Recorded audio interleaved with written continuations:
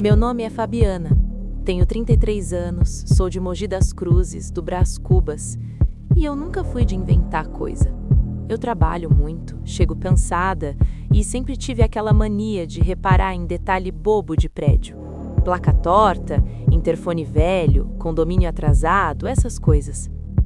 Na semana em que isso aconteceu, eu tinha acabado de me mudar para um apartamento pequeno, desses prédios antigos de 4 andares, sem elevador, com escada de granilite e corrimão frio de metal.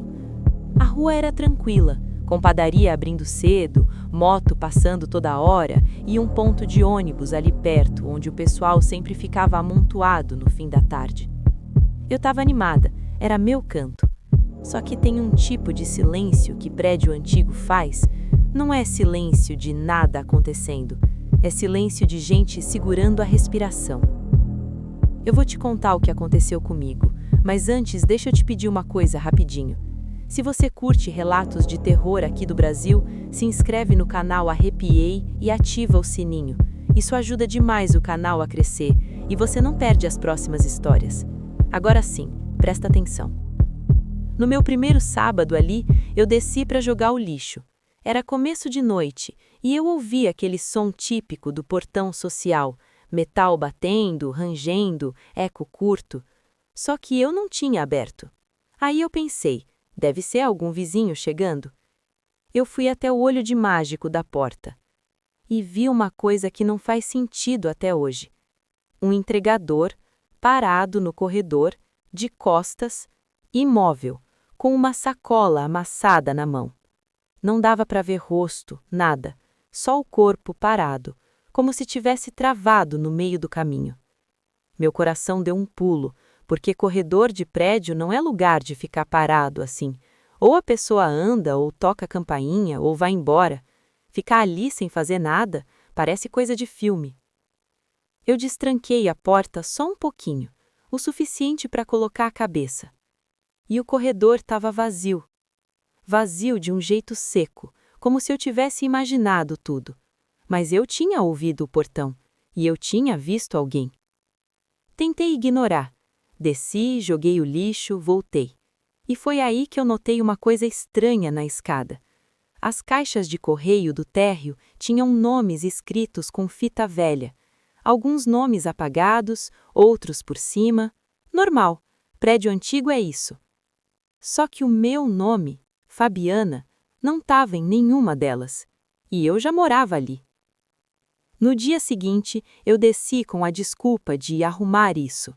Peguei uma caneta, escrevi meu nome numa fitinha e colei. Fiquei satisfeita, como se isso resolvesse alguma coisa dentro de mim. Na segunda-feira, quando voltei do trabalho, a fita tinha sido arrancada. Não rasgada, não caiu. Arrancada. Eu fiquei parada olhando aquilo, sentindo o sangue descer para o estômago, porque ninguém faz isso sem querer, e ninguém tem motivo para isso, a não ser que eu estivesse ocupando um lugar. Nessa mesma noite, eu decidi falar com o síndico. Só que o síndico não morava no prédio. Quem cuidava das coisas era um senhor que ficava de manhã, tipo o zelador improvisado, chamado Seu Ayrton. Eu desci cedo e falei: Seu Ayrton, alguém tirou meu nome da caixa de correio. Ele me olhou com uma cara cansado demais para ser surpresa, como se eu tivesse dito, choveu ontem. Moça, não coloca nome aí não. Eu ri de nervoso, achando que ele estava brincando. Como assim? Ele soltou o ar e apontou com o queixo para as caixas. Esse prédio tem costume antigo. Aqui ninguém coloca nome em caixa de correio. A gente deixa do jeito que tá. Eu voltei para o meu apartamento com aquilo na cabeça, tentando racionalizar. Superstição de velho, predinho cheio de mania, gente que acredita em bobagem. Só que naquela madrugada, eu acordei com uma vibração curta. Não era barulho alto, era como se alguma coisa estivesse roncando por dentro da parede. E não vinha do meu quarto, vinha da sala, bem na direção do interfone.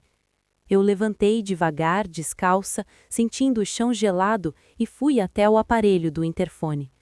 A luzinha não piscava, nada, mas a vibração vinha dali, como se tivesse uma chamada muda, presa, tentando passar. Eu encostei o ouvido. Do outro lado veio um som que parecia papel sendo folheado, bem de leve, como se alguém estivesse mexendo em uma lista. Aí parou. Eu fiquei ali em pé com o coração batendo forte, pensando, isso é defeito, é só fio velho, umidade.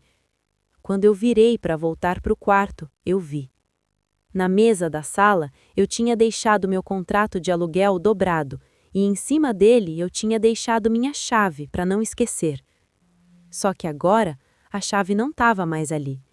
E a porta do apartamento estava fechada por dentro. Eu procurei em tudo, sofá, chão, bolso, banheiro, cozinha, nada.